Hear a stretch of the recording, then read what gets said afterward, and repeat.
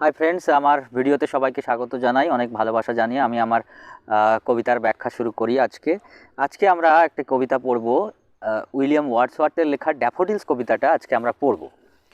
এটা আসলে উইলিয়াম ওয়ার্ডসওয়ার্থের one of the best literary works বলতে পারো। সিম্পল ল্যাঙ্গুয়েজে লেখা, সিম্পল ফর্মে লেখা একটি ভীষণই মোস্ট ফেমাস পোয়েম বলা যেতে পারে। তো এই কবিতাটার নাম হচ্ছে daffodils. Actually, the time when the poet was actually wandering in the Lake District of England, he wrote down this poem. He was amazed by the beauty of a large number of golden daffodils, fluttering and dancing in the bridge. মানে তিনি যখন ইংল্যান্ডের lake ডিস্ট্রিক্টে ঘুরে বেড়াচ্ছিলেন, his actually mind was in depression for one of his brother was died previously. তো তার একটি ভাই মারা গিয়েছিল। সেই ভাইয়ের দুঃখে বেদনায় তার মন যখন ভারাক্রান্ত ছিল, তিনি তখন ইংল্যান্ডের লেক ডিস্ট্রিক্টে ঘুরতে গিয়েছিলেন এবং সেইখানে তিনি একগুচ্ছ ড্যাফোডিলস ফুল দেখেছিলেন এবং তার যে সৌন্দর্যের মোহে এবং তার যে মানে ড্যাফোডিলস ফুল দেখে তার যে বিস্ময়বোধ, the wonder and the amazement, he written down in the poem daffodils. তো আমরা বেশি কথা না বাড়িয়ে, বেশি ভূমিকা না দিয়ে কবিতায় চলে আসি। কবি বলছেন, I wandered lonely as cloud that floats on high over vales and hills when all at once I saw a crowd, a host of golden daffodils, beside the lake beneath the trees, fluttering and dancing in the bridge. So the poet was wandering lonely actually when he was actually in the depressed mood, for his brother died previously, so he was in the distress. তো সেই বিষাদময় চিত্তে, সেই ভারাক্রান্ত হৃদয় নিয়ে তিনি ঘুরে বেড়াচ্ছিলেন একাকী মেঘের মতো। I wandered lonely as cloud. দেখো বন্ধু, it is an example, the very first line is an example of simile. সিমিলির উদাহরণ এখানে আমরা দেখতে পাচ্ছি। সিমিলি কি? Simile is a figure of speech বন্ধুরা। Simile is a figure of speech where two things are compared by using the word like or as. Like এবং as শব্দটা ব্যবহার করে যখন দুটো বিষয়ের মধ্যে তুলনা করা হবে তখন তাকে সিমিলি বলা হয়। এটা একটা ফিগার অফ স্পিচ। তো আমরা প্রথম লাইনেই দেখতে পাচ্ছি, I wander lonely as cloud, আমি মেঘের মতো একাকী ভ্রমণ করছিলাম। তাহলে the poet compared himself with the cloud that is wandering aimlessly. মেঘেরা যেমন বাতাসের তোড়ে এদিক ওদিক ভেসে বেড়ায় উদ্দেশ্যহীনভাবে, সেরকমই কবি একাকী ভেসে বেড়াচ্ছিলেন বা ঘুরে বেড়াচ্ছিলেন। That floats over high over vales and hills, যেসব মেঘেরা ঘুরে বেড়ায় পাহাড়ে উপত্যকায় ভেসে বেড়ায়, সেই সব মেঘেদের মতোই কবিও একা ভেসে বেড়াচ্ছিলেন, ঘুরে বেড়াচ্ছিলেন। when all at once I saw a crowd, a host of golden daffodils.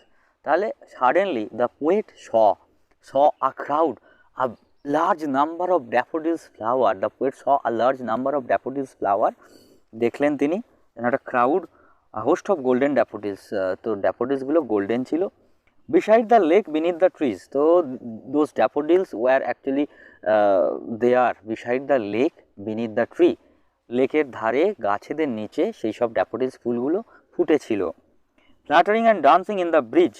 তো ফ্ল্যাটারিং অ্যান্ড ডান্সিং, সেই ড্যাফোডিলস ফুলগুলো actually dancing and fluttering in the soft wind, মানে হালকা বাতাসের দ্বারা সেই ড্যাফোডিলস ফুলগুলো মানে দুলছিল এবং খেলছিল এবং ডান্স করছিল যেন।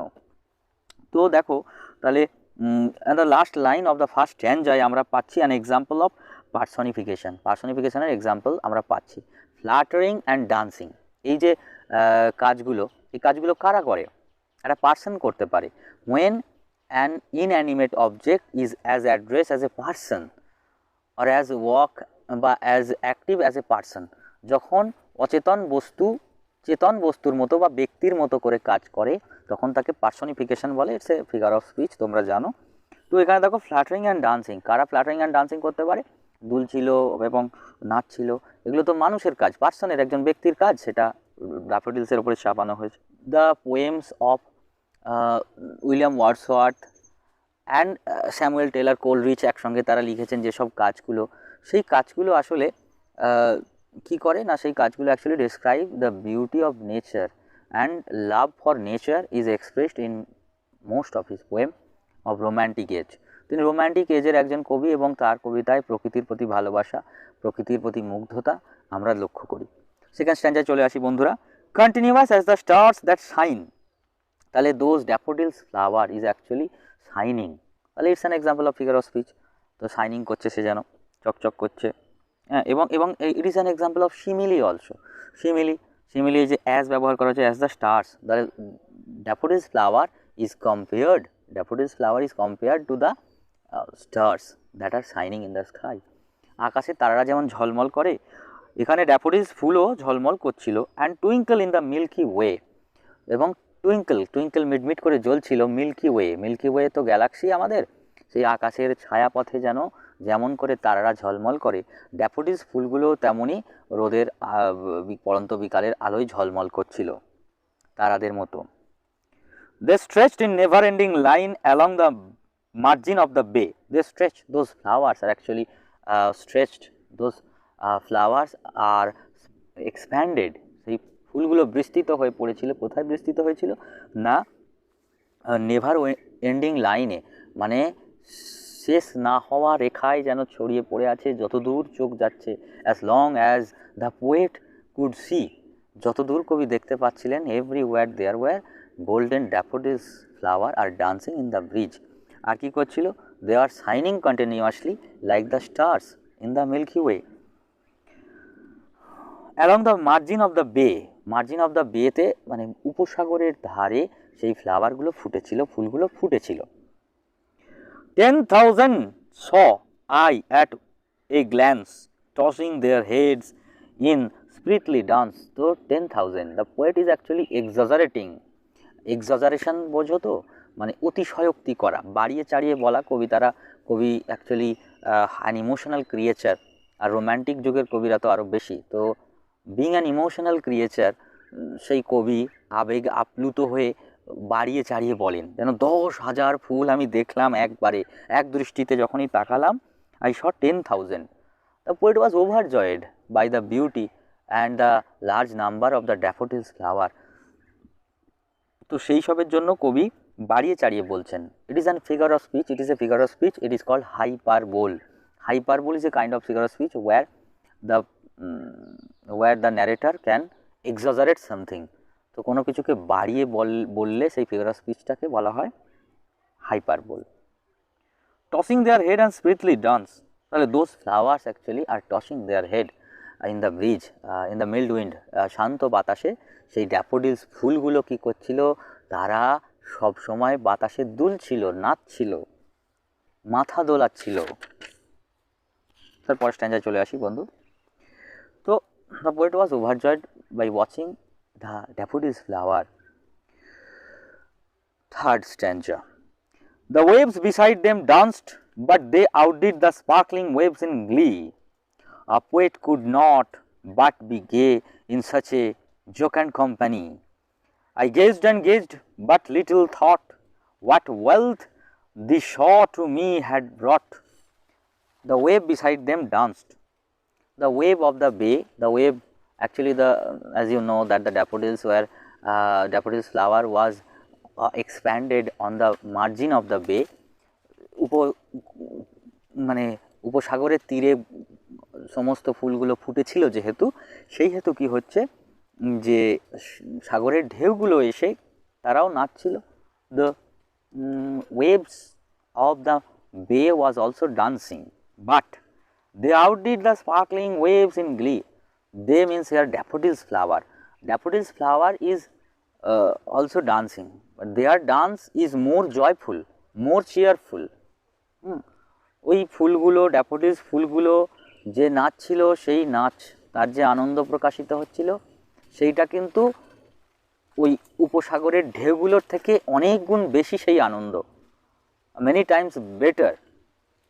Actually, a poet could not but be gay. তাহলে a poet could not but enjoy this kind of beauty. A poet could not but কি করেন? a poet could not but overjoyed. একজন কবি তো আনন্দিত না হয়ে পারে না এরকম সৌন্দর্যময় সঙ্গী, এরকম আনন্দদায়ক বন্ধু পেলে। In such a joke and company, এরকম সদা হাস্যময়, সদা প্রফুল্ল, সদা আনন্দময় যে বন্ধু, ড্যাফোডিলস ফুলগুলো নাচছে, লাফাচ্ছে, তো এইরকম যদি বন্ধু পায় একজন কবি, তাহলে সে তো আনন্দিত না হয়ে পারে না। I gazed and gazed, but little thought. The poet was so overjoyed. The poet was feeling wonder, যে বিস্ময় বোধ। The poet was surprised by the beauty of the golden daffodils and the way they are active, যেভাবে daffodils ফুলগুলো কাজকর্ম করছিল, নাচছিল, লাফাচ্ছিল, দুলছিল বাতাসে। তো তার যে আনন্দ দেখে একজন কবির আনন্দিত না হয়ে পারে না।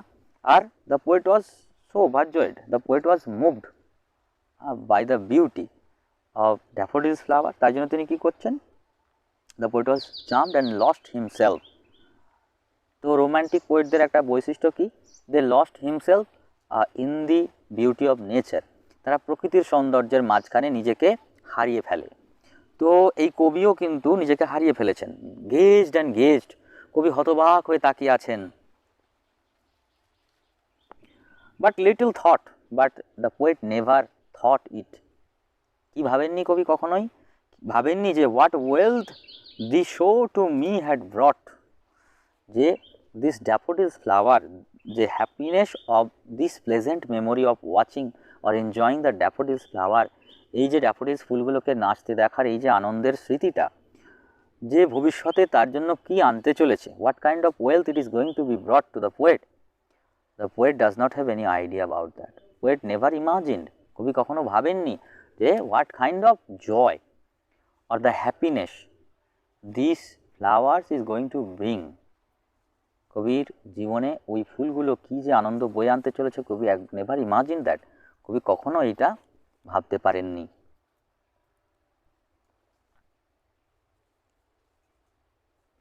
তাহলে the poet was so lost in nature, in the love of nature, in the beauty of nature.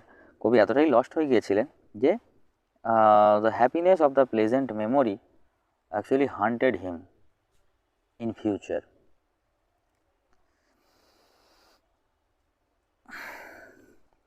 চার নম্বর স্ট্যান্ডায় চলে আসি। For oft is the archaic use of often, poetic use of often. তো কবিদের একটা লাইসেন্স থাকে, তাকে বলা হয় পোয়েটিক লাইসেন্স বা পোয়েটিক রাইটও বলতে পারো তোমরা। কোনো মানে বেশিরভাগ কবি actually can change the syntax of the poem, the structure, subject verb এগ্রিমেন্টের যে স্ট্রাকচার হয়, প্রথমে সাবজেক্ট বসে, তারপরে গ্রামাটিক যে স্ট্রাকচার, তারপরে ভার্ব বসে, তারপরে অবজেক্ট বসে। The poet can break any structure of the for the basis of the rhyme or meter। কবিরা রাইমিং করবার জন্য, ছন্দ মিল দেওয়ার জন্য কিংবা মিটারে মিল দেওয়ার জন্য কবি বাক্যের গঠন বিন্যাসের পরিবর্তন করেন, তাকে পোয়েটিক লাইসেন্স বলে।